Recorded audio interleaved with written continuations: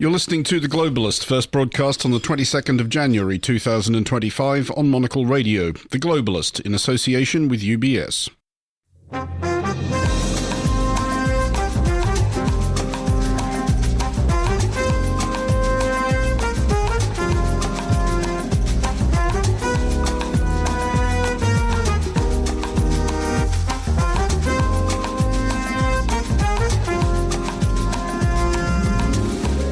Live from Zurich, this is The Globalist. I'm Andrew Mueller. Coming up,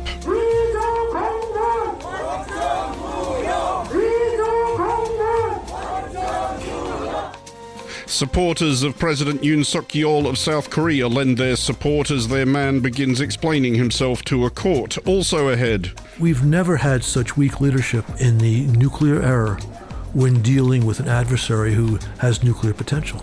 As an American, I was embarrassed by the position taken by the Biden administration. Our reporter at Davos meets a former US ambassador to Ukraine as Ukraine's President Volodymyr Zelensky pleads once again for greater European resolve.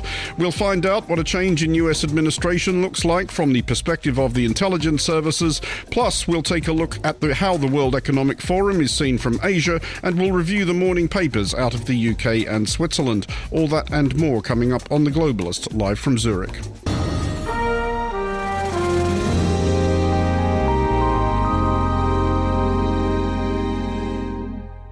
But first, a look at what else is happening in the news. Dozens of people are reported dead in a fire at a hotel in the Turkish ski resort of Bolu.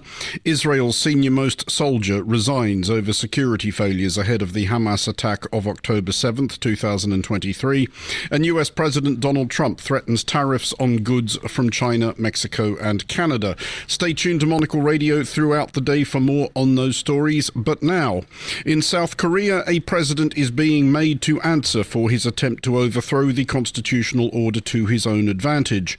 Imagine that. President Yoon Suk Yeol has made his first appearance before the Constitutional Court, which, following Yoon's impeachment by Parliament, is deciding whether or not to remove him from office.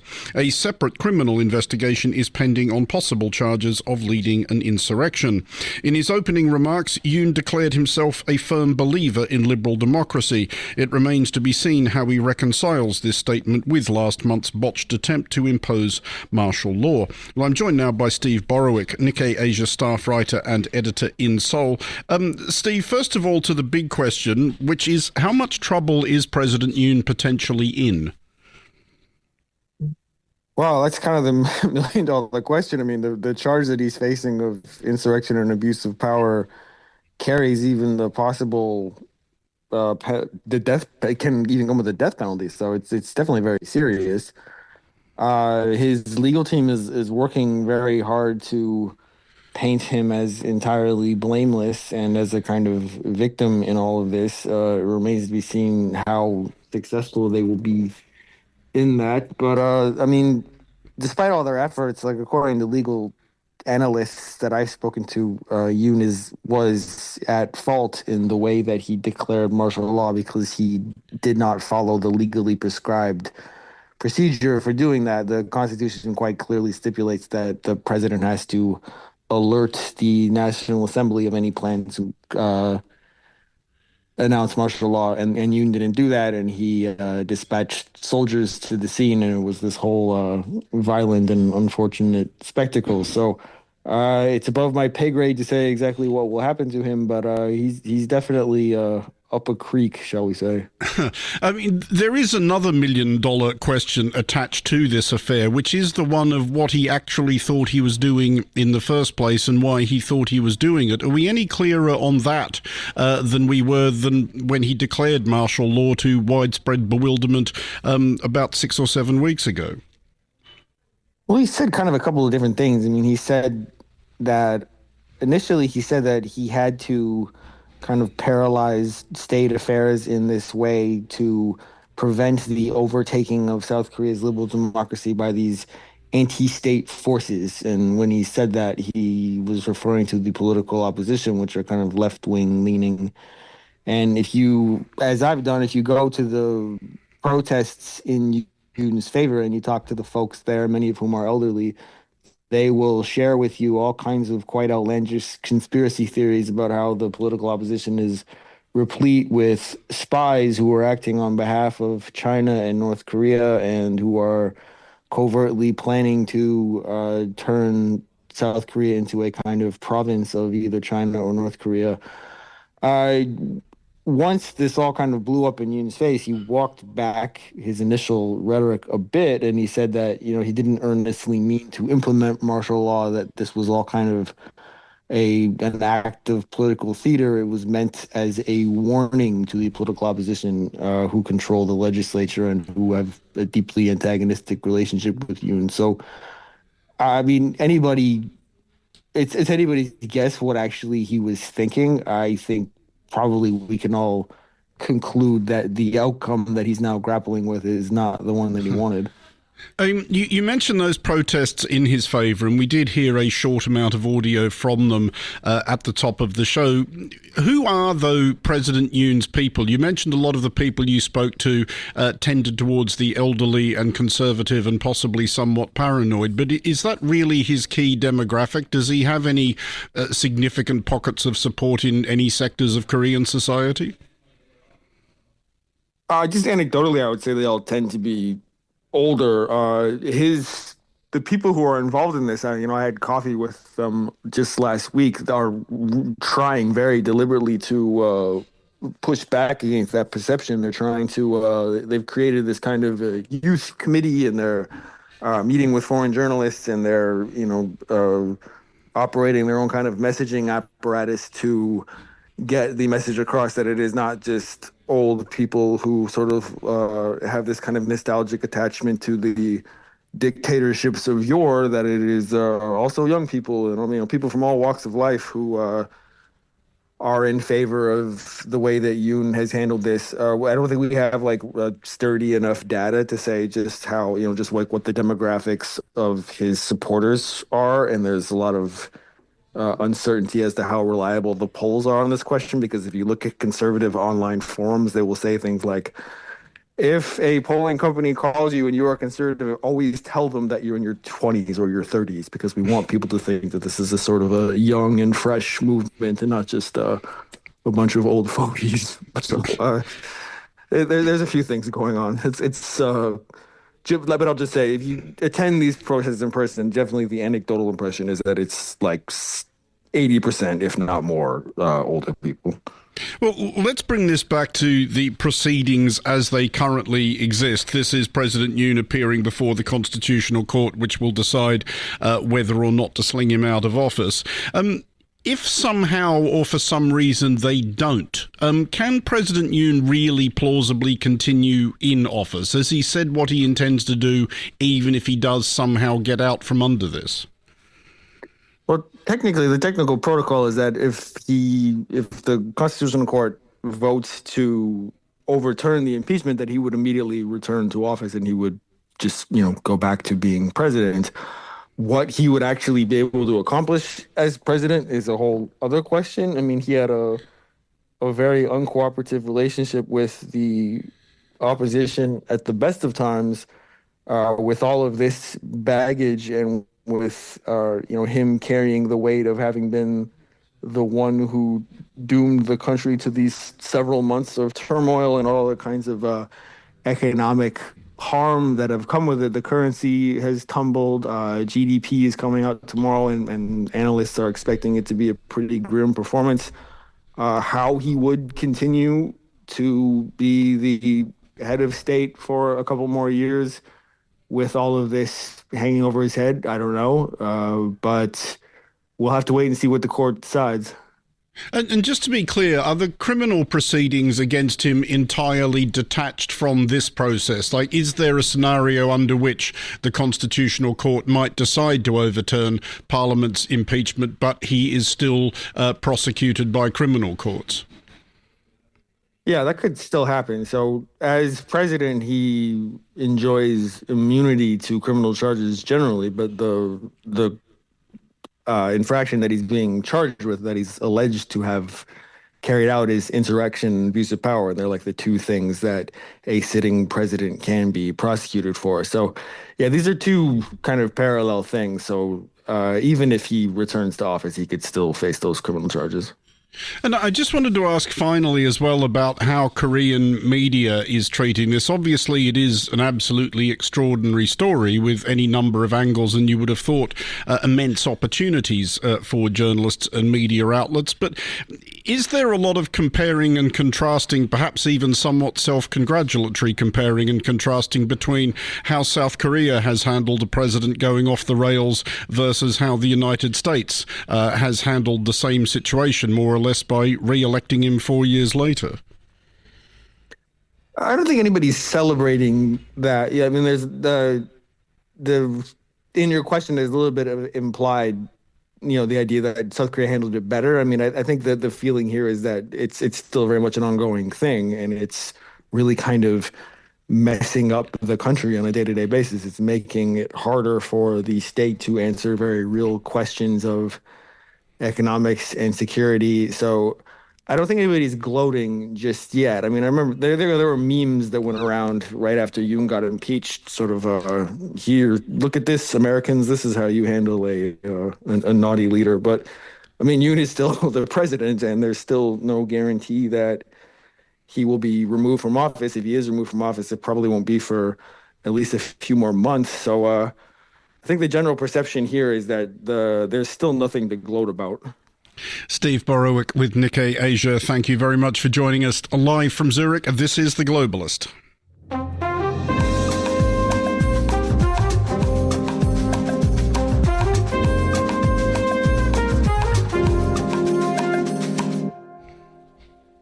It is 15:11 or thereabouts in Beijing, 8:11 here in Zurich. You are listening to The Globalist, and those time checks are yoked cunningly together by way of illustrating that though the World Economic Forum occurring up the hill in Davos is obviously a European event, it is keenly watched from Asia. And joining me now to explain why is Nico Luxinger, Executive Director of Asia Society Switzerland, who is here in our Zurich studio. Welcome.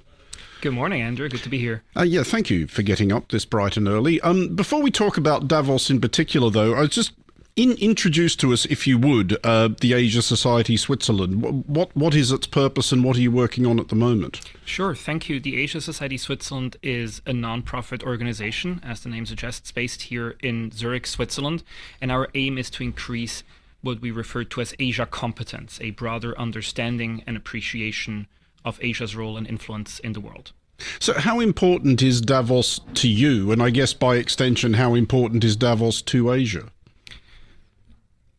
The meeting in Davos has certainly a huge importance for Asian business leaders, to a certain extent for political leaders in Asia. My sense is that right now, with this year's edition coinciding with the inauguration of President Trump, there's a certain angst and uncertainty going around the conversations. And my sense is that that's maybe not entirely shared by many people in Asia. At least leading up to the inauguration, already leading up to the election, you could sense much more calm and pragmatism towards the possibility, which is now reality, of a second Trump presidency from Asian leaders than, for example, from European leaders. And I think there's good reason for them to be somewhat calmer about what's probably to come. We don't know what's to come than their European counterparts. Where do you think the reason for that calmness comes from? Because it's easy enough to understand what European leaders are concerned about, especially those who lead countries closer to the border with Russia. But if we look, I guess, at the same question in reverse, what is it in particular about a return of Trump that Asian countries, Asian economies are actually quite calm about? I think there's two main points that make them calmer. And I'll get into what probably shouldn't make them quite as calm in a minute. The first one is that Asian leaders see themselves as being more pragmatic, perhaps, than European leaders, maybe less focused on values. And thus, it would be easier for them, that's the thinking, that they could cut some sort of deal with Trump, that there's a certain flexibility that one can negotiate. You have seen in Trump's first term, certainly, leaders like the then Japanese Prime Minister Shinzo Abe, but also Indian Prime Minister Narendra Modi, who was obviously still in office, being quite adept at navigating sort of the intricacies and unpredictabilities of a President Trump. The other, perhaps somewhat broader point is that I think that Asia collectively, it's a difficult thing to sort of define collectively, but I think there's a certain sense that perhaps America just doesn't matter quite as much anymore as it used to. And I think that sense is more progressed in Asia than it is in Europe. Europe still sees, with good reason, the United States as a key ally. And I think the sense that the US basically shapes the global order and what happens in the world is just sort of diminishing in Asia. Now, with all of that said, I do think that perhaps some Asian leaders are looking at this slightly too calmly. There are big challenges coming up, certainly for many Asian countries with a second Trump term that are undeniably true. I mean, but is there something about Trump's essential unpredictability that they are quite happy to work with? Because whatever reservations you can imagine China and India in particular may have had about another democratic administration, if you've got somebody like, I assume, who would have been a reasonably orthodox president, like Vice President Kamala Harris, you know what you're dealing with. There are certain constants that you can bank on, whereas with Donald Trump, as we learnt the previous time, who knows what he's going to decide when he wakes up in the morning. Yes, I think the unpredictability is a problem also for Asia. I think that is a general problem in dealing with this administration. I'd add that, this is not the first Trump administration, so there is reason to believe that maybe it's somewhat less unpredictable than it was the first time around, because my assumption is that certain mechanisms, certain thought processes will remain the same. But that's clearly true, and there is, as far as I can tell, not really any evidence, although that's been purported several times, that, for example, Chinese leadership had a preference for Trump over Harris. I think Chinese leadership, again, does not feel that the direction its country is going to is strongly influenced by who's the American president, right? There are other decisions that influence this much bigger than who sits in the White House. And I think that's maybe something that also isn't well understood on the American side. But do you see dynamic shifting among the great Asian powers themselves? If we think of India, China and Japan in particular, do you get the impression that the relationship between the three of them, which has always been quite difficult at a number of levels, is changing in any particular direction? Yes, absolutely it is. So I think the first part is shifts on the economic level. And I think here all of these three countries are undergoing current economic shifts. Japan's economy is showing renewed signs of vitality, although it's probably a bit too early to tell whether that's going to last. The Chinese economy, of course, is in a bit of a rut, not growing as fast as it should be, at least if you treat the official numbers with some skepticism, as we should. And then, of course, the Indian economy is the one that everybody's hoping for, but that as of now has some difficulty actually fulfilling these hopes. As for sort of the geopolitical relationship between the three countries, it's a tricky one. I think especially the India-China relationship is very multifaceted. There's been some talk because of a deal for de-escalation and standing down on the border that happened late last year, just before the BRICS summit, that they would sort of come closer together again. I don't think that's true. I think India strategically is focusing more towards the West, towards Europe, towards US, precisely because it does fear an Asia that is too dominated by China. That doesn't mean that India will join the West. It's not a Western country, never has been, never will be. But I'm definitely not worried about an India-China entente that would then, sort of be able to define Asia's role entirely. I think that relationship is going to remain tricky and difficult for the time to come. We started our chat by talking a bit about Asia Society Switzerland and what it does generally. I was just wondering if we could close by talking about what you have coming up. There will be a State of Asia conference this year?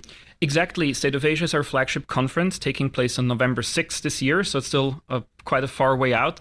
A bit closer to the date and very much related to the conversations we just had is that we are hosting an Oxford-style debate. This is an online event. It's free and public, so everybody can join on February 5th. And the question there will be whether India can replace China as the engine for global growth. And as we've just discussed, there some good reasons for that to be true and some very good reasons for that to probably not be true. So it's going to be an interesting debate. And just finally, to come back to that State of Asia conference, which is in November, and obviously 10 months is an extremely long time in politics, especially you could argue in Asian politics. Would you like to take any bets or make any predictions at the moment about what is likely to be leading that agenda? Yes. This may come back to bite me if I listen to this 9.5 months from now. Obviously all the topics we've just covered will be part of State of Asia as well. I think the one topic that we actually did not talk about and that has been featured quite prominently at State of Asia in the past few years, and I think will be on the agenda as well, is Indonesia and its role both in the region as well as globally. Indonesia's been kind of sort of flying a bit under the radar, as it were. It's the 4th largest country on the planet. It has a new president who's a lot more sort of outgoing and outward-facing than his predecessor. So I think we can expect Indonesia to play a bigger role, or at least to have a bigger profile in the world. And I look forward to, at the conference, also discussing what that means for the rest of Asia and for the rest of the world. Nico Lukashenko with Asia Society Switzerland, thank you for joining us. You're listening to The Globalist. Still to come in the show. We've never had such weak leadership in the nuclear era when dealing with an adversary who has nuclear potential. As an American, I was embarrassed by the position taken by the Biden administration. More from our reporter in Davos later in the show. This is The Globalist. UBS has over 900 investment analysts from over 100 different countries. Over 900 of the sharpest minds and freshest thinkers in the world of finance today. To find out how we could help you, contact us at ubs.com.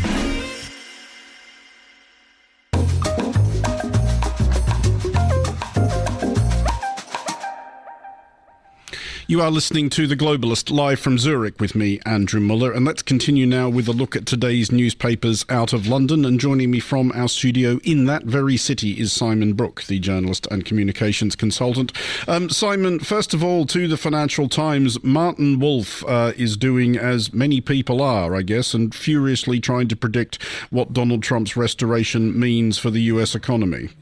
Yeah, exactly. So the FT's chief economics correspondent is looking. Well, he puts it in context actually by asking what on earth has prevented the US from being a free, sovereign, and independent nation. The answer, it seems, is self-imposed obligations and voluntarily accepted constraints on its own power. Now, Trump suggests. Martin Wolf, under Trump, the US will do whatever it wants to do. So he asks really this essential question that so many economists, business leaders, politicians around the world are asking at the moment, and that is how much damage will the tariff wars that President Trump has threatened to launch will do. Trade has collapsed before, says Martin Wolf. Will it do so again? Trump has the idea, one of his many silly ones, according to Martin Wolf, that foreigners will pay his tariffs. In fact, Americans will. He's not just a bully, says Martin Wolf, but also a stupid one. And Martin Wolf, he makes the point, really, that the US economy has actually been very successful. So part of the problem is that for Trump is that his narrative that it's been suffering, that the American economic indicators have been so bad over the last few years is actually not correct. So given how good things are, the easiest way from here is down. So it doesn't look very positive. In particular, Martin Wolf is suggesting that a combination of persistently loose fiscal policy with wild deregulation, tariffs and the mass expulsion of immigrants is likely to reignite inflation. And then, of course, you'll get this conflict between the president and the Federal Reserve. So interesting but rather gloomy predictions there. I mean, does he place any store in the somewhat optimistic theory which is being propounded in some sectors that the consolation may be had from the fact that Donald Trump's economic plans, if he implements any of them, are unlikely to long survive contact with reality?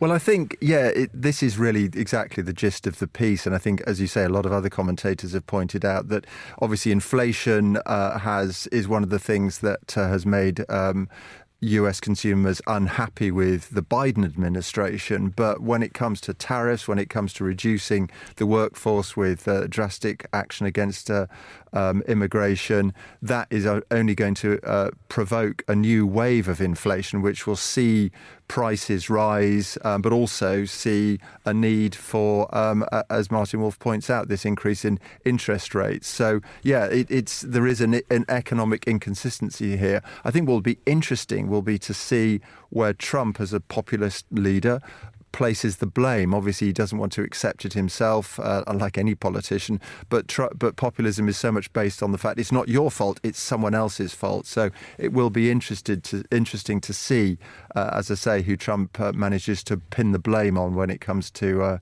the inflation that his policies will almost certainly provoke.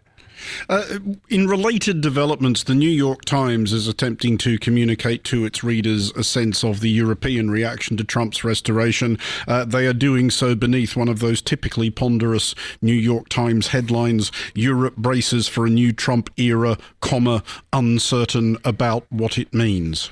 Well, yeah, absolutely, lots of uncertainty. Exactly. Do they sort of present any sort of distillation of what the mood on the continent is?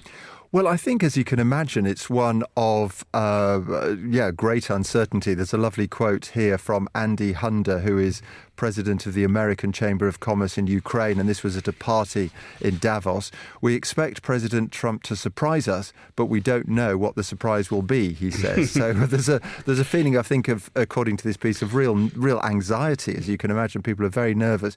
But also trying to be optimistic. I think people feel, European leaders feel, that they need to try and approach the new incoming administration in Washington with an element of optimism and, if not enthusiasm, at least they're not trying to be entirely damning.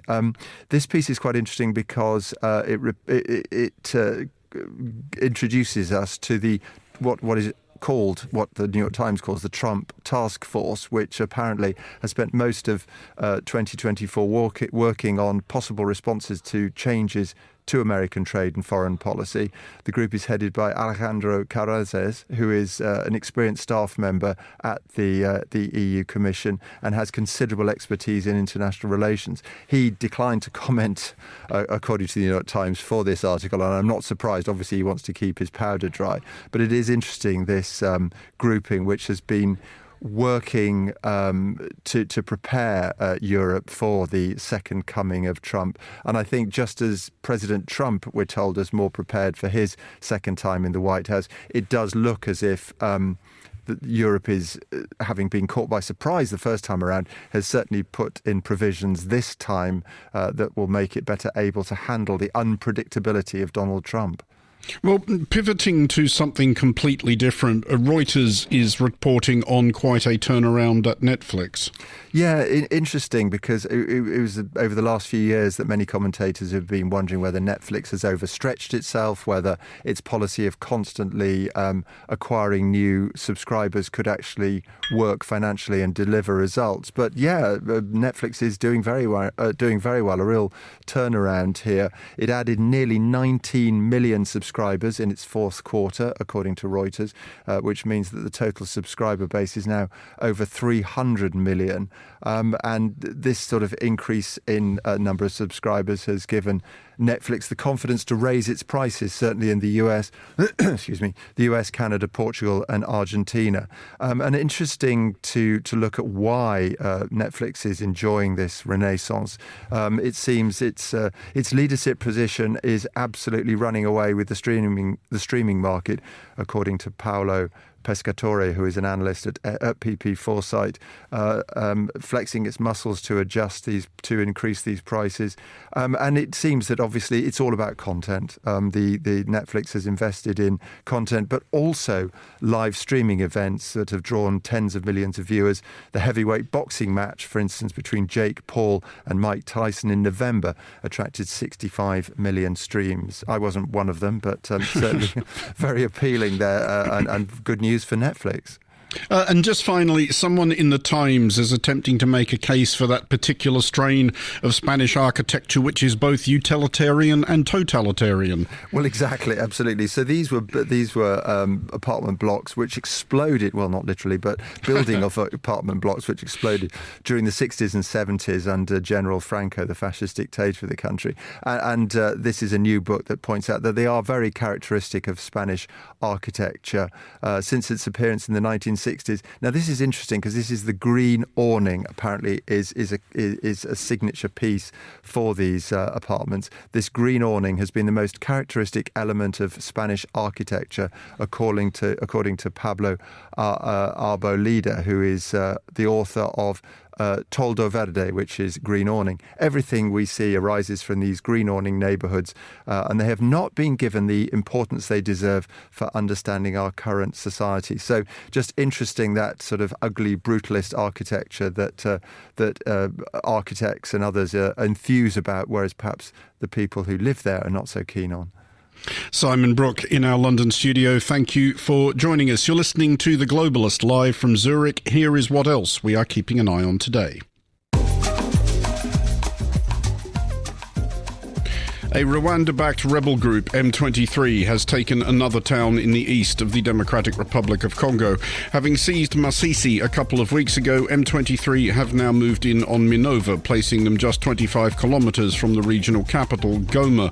More than 200,000 people have been displaced by recent fighting between M23 and DRC government forces.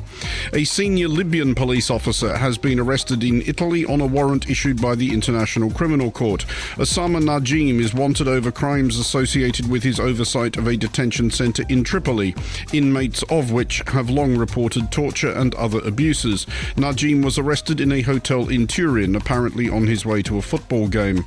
Panama has responded to the promise/threat of US President Donald Trump to take back the Panama Canal. Panamanian President José Raúl Mulino has taken specific issue with Trump's curious claim that the canal is operated by China and reiterated that it is operated, as the name suggests, by Panama. The Panama Canal is one of several territorial conquests that Trump proposed during or before his inaugural address, along with Canada, Greenland and Mars. This is The Globalist. Stay tuned.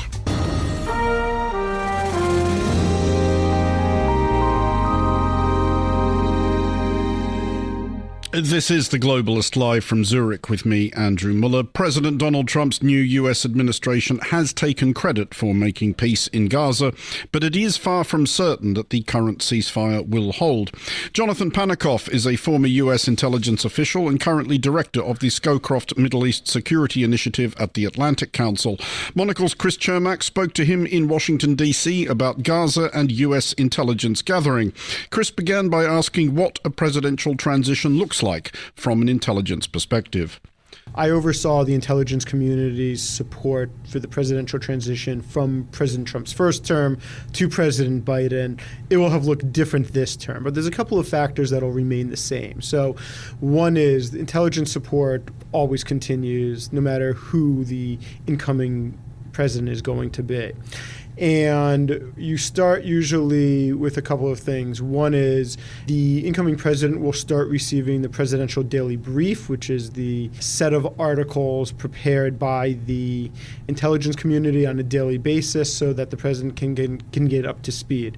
A number of the cabinet member designees are authorized to also start receiving briefings. And so you'll start to coordinate those briefings. Some of them take it, some of them don't. A lot of it depends on how much experience they have with the intel community. Some of them are very, very comfortable with it, and some of them who may not have been in government before don't really understand what it is and the value it is. And so it may not be straight into policy. It may be a little bit of here's what the IC does and what it doesn't do and how we can provide help. And so you do that for about 2.5 months from the time the election ends until the inauguration. And the final part of this is a number of the cabinet members that are incoming may request deep dives on specific topics, say Treasury Secretary on sanctions or the incoming Attorney General on issues related to where we are on getting back individuals accused of terrorist acts and extradition processes. That can all be arranged as well. So every administration does it differently. Now, I do have to ask you as well, given the talk of who is going to come in to lead the intelligence community, Tulsi Gabbard, how much of a role does a director of national intelligence play? How much can they set priorities, change priorities in terms of intelligence gathering? Or is that something that you would say is relatively immune and just, intelligence gathering is what it is regardless of who's in charge? No, the DNI actually has a huge role to play in the priority setting. There's a whole prioritization framework that gets put together, and especially in the first year of an administration, you look at what the president's intelligence priorities are, and that's what's used to help set the priorities. So it's actually a policymaker-driven aspect, but then the DNI has to say, okay, look, there are trade-offs. We only have so many resources, and we only have so much money. And so what are the trade-offs? That if the president is going to elevate issue X to be a tier 1 priority, what are you taking off of the list in order to do that? And that's where the DNI comes in. It's the DNI's responsibility to not only navigate and set those priorities, but to mediate between all of the IC agencies, because those are the exact things that lead to fights. Because there's funding fights, there's personnel fights, there's requirements fights, and the DNI has a huge role to play in that. So who the DNI is, their capacity and experience in managing huge bureaucracies, in mitigating some of those fights, in deal making, can have a real impact on how successful and how cohesive the intelligence community is. Well, I did want to turn to the Middle East because this is your current specialty very much. And we are in a week of a ceasefire in Gaza, so I just wanted to start with that. What is your take on the extent to which it is holding? One of Donald Trump's offhand comments when he gave a sort of press briefing while he was signing executive orders was basically saying, I don't know if it'll hold. Look, I think the deal itself is incredibly complex, even within the 3 phases that exist of how hostages are released, the timing of it, how Palestinians in Israeli prison are released, the timing of that, the ratios. The first phase, which is 42 days, all the phases are slated to be 42 days. The first phase, my sense is going to hold, which would mean 33 of the hostages being released. Whether or not you get to a second phase, I think is much, much more up in the air. And I think that's probably what the president was referring to. My sense is it's positive for both Israelis and Hamas to keep to this. A, the Hamas gets the Palestinian prisoners back, and there's huge amounts of propaganda around that.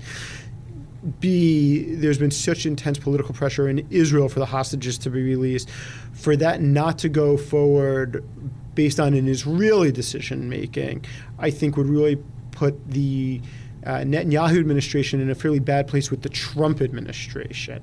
I think the challenge becomes there's so many controversial points that are needed for the second phase. It requires all of Israeli withdrawal from the Gaza Strip.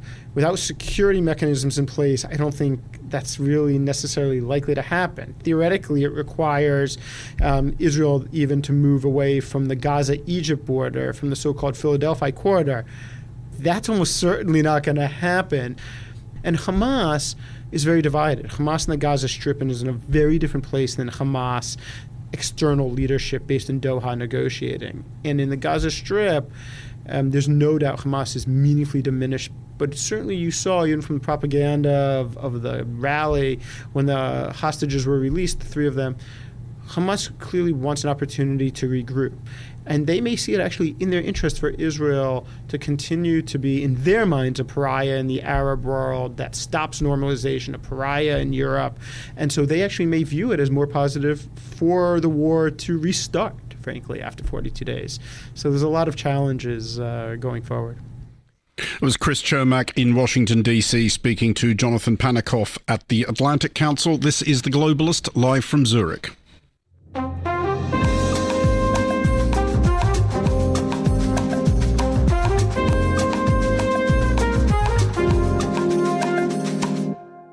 It's now 7:38 in London, 8:38 here in Zurich. I'm Andrew Mueller with The Globalist, and joining me now to leaf through the morning papers here in Switzerland is Oliver Streibus, Professor of Political Science at Franklin University, Switzerland in Lugano, and also the man behind the new Substack Forecast Brew. Welcome to our show. Welcome to our studio. Good morning. Before we rustle through the papers, which you literally do have there in front of you, alert listeners may hear actual rustling. Tell us a bit about your Substack, Forecast Brew. What does it actually cover? Yeah, so what we are doing is we are gathering forecasts, so not just scenarios, real numbers, probabilities, with which different important geopolitical events will happen in the future. And we give context to it. So what we basically offer is kind of political risk analysis that is very much based on numbers and based on numbers that come from prediction markets and prediction polls. Well, as we have been discussing elsewhere in this show, there are a lot of governments and a lot of countries around the world extremely curious as to about what will happen next following this week's restoration of Donald Trump. Are the Swiss papers covering reaction to him? Yeah, I mean, the Swiss papers are full of it. Look at the front page of the Neue Zürcher Zeitung. And it's all about Trump's inauguration and what this means for Europe in particular. I mean, do you think Swiss media takes a slightly different, perhaps more detached view that given, and I may be going nowhere with this is just a theory I'm imposing, that because of Switzerland's history of neutrality and detachment, that it doesn't feel like events such as Donald Trump's restoration affected as directly as maybe it does other European countries? I think you're perfectly right with that. So it's also my observation. What I also find interesting is I think the Swiss newspapers are quite full of reporting about Trump's plans with regards to immigration policy, and maybe somewhat less regarding trade policies. So it certainly shows that immigration is the one biggest issue for Swiss politics over the last 40 years. And so no surprise that we are particularly interested in what policies Trump will actually, how much he's bluffing and how much, to what degree these restrictive policies will really be put into place. But do you get the sense that Trump's policies on immigration in particular are having a certain emboldening effect on anti-immigration parties across Europe and perhaps particularly here in Switzerland? I think they do. I think they do all over in the whole developed world. It's not specific to Switzerland. I think it emboldens right populists because basically it tells there is really this alternative they were talking about for years and which they proposed for years. And it was always said that this is impossible, be it for legal reasons, be it for economic reasons. And of course, if the President of the United States says we will bring back all the undocumented immigrants, and so we take this very seriously in Europe, of course. I mean, I'm glad you mentioned Swiss politics because Swiss listeners may not be shocked to learn that Swiss politics is not widely reported outside Switzerland. But here in Switzerland, as I understand it, at least one of those papers you've brought along is reporting that the Centre Party are having difficulty finding candidates. Yeah, so I think this is a funny irony, in the US now it's all about grabbing as much power as you can and using, it's not about soft power anymore. It's just like the most obvious forms of how you can use power. And in Switzerland, we have a party that doesn't find a candidate to become their next minister. So apparently in Switzerland, the politicians, at least from this Centre Party, they are not so interested in power. Is there any explanation as to why? Because that seems like a fairly fundamental defect in any sort of political candidate or political party. Yeah, so there is, usually it's like personal issues these politicians bring forward, and I believe them. I think that these are the most relevant ones. But it tells us something about what kind of politicians are in our parliament, because typically it's like parliamentarians are in a pole position for becoming a federal councillor. So it shows maybe that the recruitment of the politicians into the Swiss parliament is quite different from the recruitment in other countries. And it probably shows that on average, Swiss politicians are more intrinsically motivated, are more motivated in policies and less motivated in accumulating as much power as possible. And just finally, I know that the Swiss papers are taking a keen interest in the looming German election and who might form the next German government. Yes, they do. Today, a little bit less than yesterday, to be honest. Like the answer said, was showing that, how populist the programs of the different parties are. This is not shocking, of course. But I mean, for Switzerland, it's absolutely central who will be in this next government. And so the predictions that we also report on our newsletter, they still show that the CDU will most likely govern together with the SPD, with the Social Democrats. I think this is very important for Europe. It would be very good for Europe. It would be strong leadership of Germany in Europe, which is more needed now with Trump than ever. Oliver Stribus, thank you for joining us. The name of that Substack again, Forecast Brew. You're listening to The Globalist on Monocle Radio. UBS is a global financial services firm with over 150 years of heritage. Built on the unique dedication of our people, we bring fresh thinking and perspective to our work. We know that it takes a marriage of intelligence and heart to create lasting value for our clients. It's about having the right ideas, of course, but also about having one of the most accomplished systems and an unrivaled network of global experts. That's why at UBS, we pride ourselves on thinking smarter to make a real difference. Tune in to The Bulletin with UBS every week for the latest insights and opinions from UBS all around the world.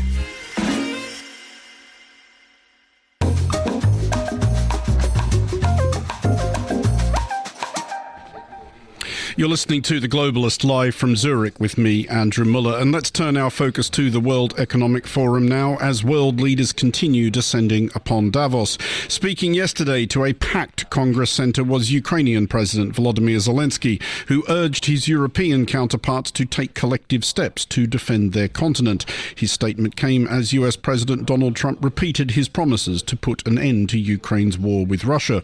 Well, earlier in Davos, Monocle's Carlota Rebelo caught up with John Herbst, former US ambassador to Ukraine and the senior director of the Atlantic Council's Eurasia Centre.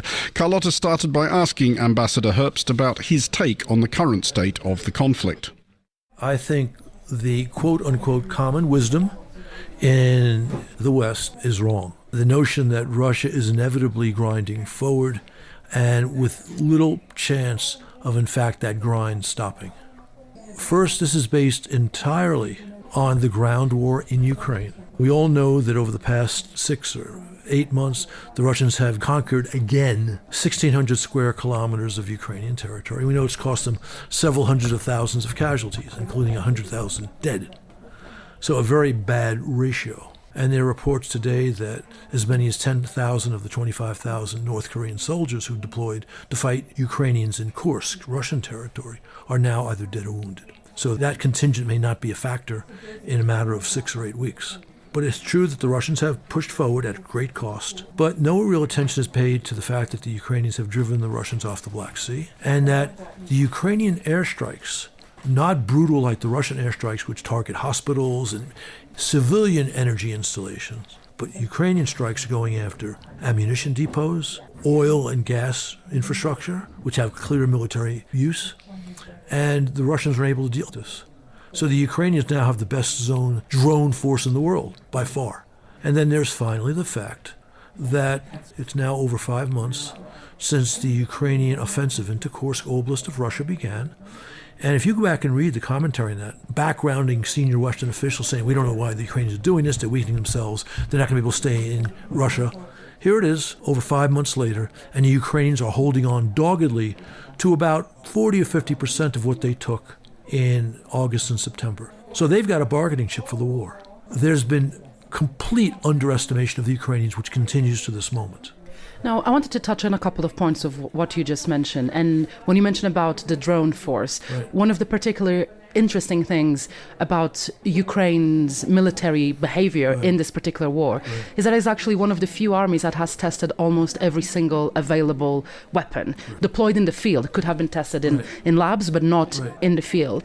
Is that redefining Ukraine's position when it comes to European defense, to the role it can play in the future in Western defense? There's no question that the Ukrainians have probably the most capable army on the European continent. And you'd have to say, even though they don't have much in the way of ships, they have a very capable naval presence.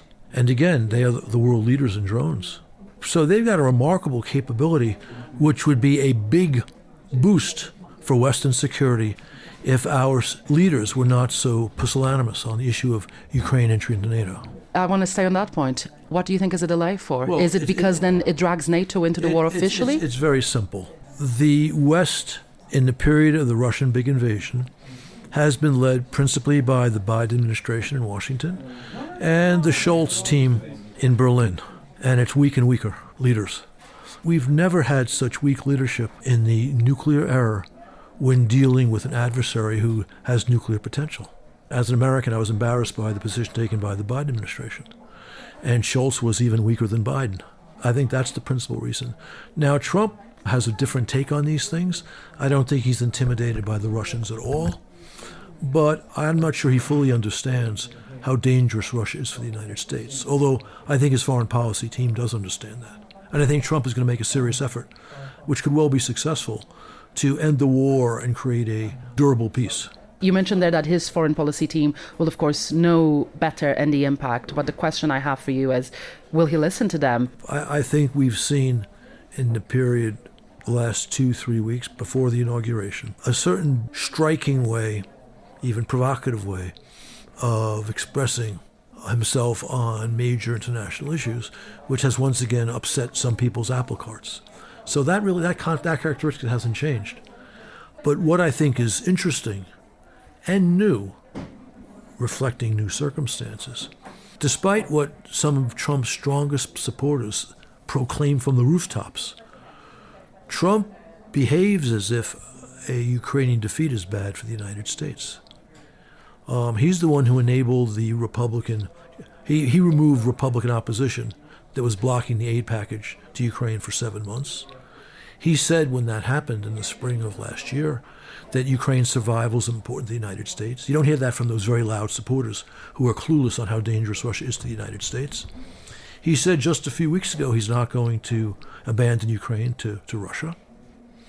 And he and his team more than Trump, but also Trump, has talked about the need for leverage, not just on Ukraine, but on Russia, to get this peace deal. So I think he's going to make a very serious effort to achieve a durable peace, not one that Putin then will exploit to then take control of Ukraine. And if he does that, and if he's willing to put serious leverage on Putin, he can get this done. Now, again, there are people in his camp who have some influence who don't understand any of these things. But right now, they don't seem to be the ones who are driving the Trump train. We are in a new era. 2024 was a year marked by global elections. More than half of the world was voting. With this new era and the conflict in the stage that it is, how do you see it changing international alliances, reshaping these international alliances? It's clear that there are two major powers and two regional powers who are operating relatively closely. They're not allies, but they've been operating closely to undermine American and Western interests around the world. Russia, China, North Korea, and Iran. And there are other lesser actors, Venezuela, non-state actors like Hezbollah, a quasi-state actor like Hamas, all working together.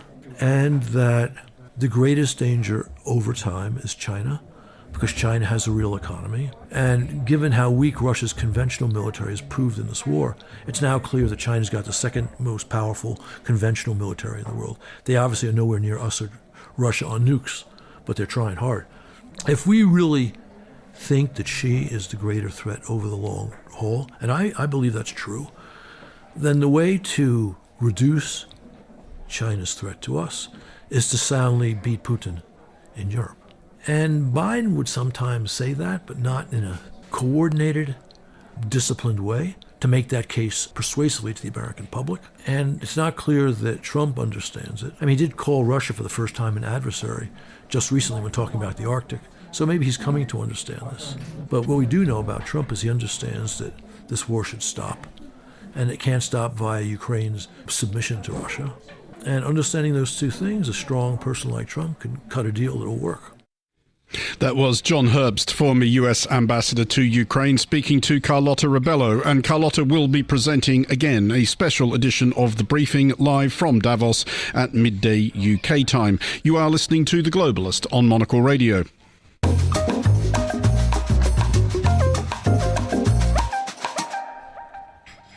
This is The Globalist live from Zurich on Monocle Radio. Finally, on today's show, we turn to the world of fashion. I'm joined by Samantha Tse, writer, editor and consultant. Samantha, Paris Men's Week is this week. What have been the highlights for you? Hi. I mean, it has started. It started yesterday, and of course, the big show was Louis Vuitton. They kicked off on Tuesday, and it's the biggest show of the first day.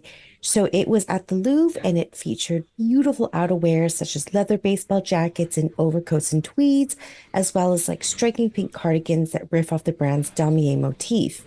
Now, the brand, helmed by Pharrell Williams, what was really great was that it was a collaboration between Louis Vuitton and I guess like Pharrell and Nigo, who is actually the creative director of Kenzo.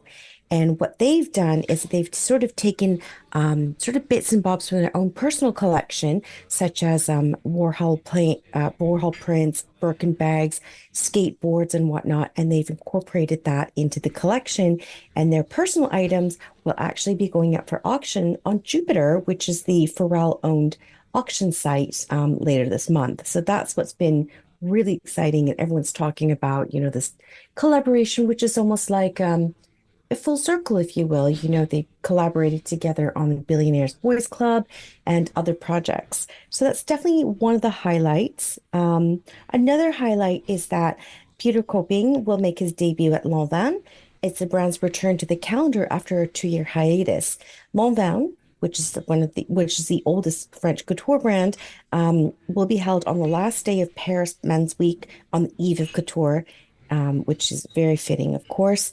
And it will mark the first time the seasoned British designer, who was previously the creative director at Nina Ricci and Oscar de la Renta, will show his wear at Menswear. And of course, it's not an exclusively French event, of course. There are US labels exhibiting as well. And for a lot of those based in Los Angeles, this has been an even greater logistical challenge than usual due to recent events. Well, you know, as we know, there are fires going on in LA, but there's still going to be a presence of American designers such as Willie Chavarria, who is actually making his debut on Sunday. Now, he's actually New York based, and he's been around for many decades, working behind the scenes with people such as Calvin Klein and Ralph Lauren, but he's actually going to be making his Paris debut, which is very exciting. Now, in terms of American designers from LA, there's going to be a lot of really great events going on. So Fear of God is going to be showing its capsule collection that they've collaborated with the NBA Paris on.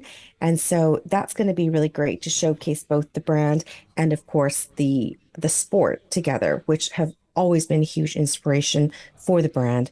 There's also going to be Amiri, which will stage its show on the 23rd. And also Donny Namias, who is the founder of his namesake Californian fashion label, which will be coming to the French capital market this week, actually in the form of a presentation. Samantha Tse, writer, editor and consultant, thank you very much for joining us here on The Globalist. And that is all for today's programme. Thanks to our producers Tom Webb and Hassan Addison, our researcher Maisie Ringer and our studio manager Flynn Simons. After the headlines, there's more music on the way. The Briefing is live at midday in London, but that is a special show from Davos with Carlota Rebelo, and I'll be back with The Globalist live from Zurich at the same time tomorrow. I'm Andrew Mueller. Thanks for tuning in.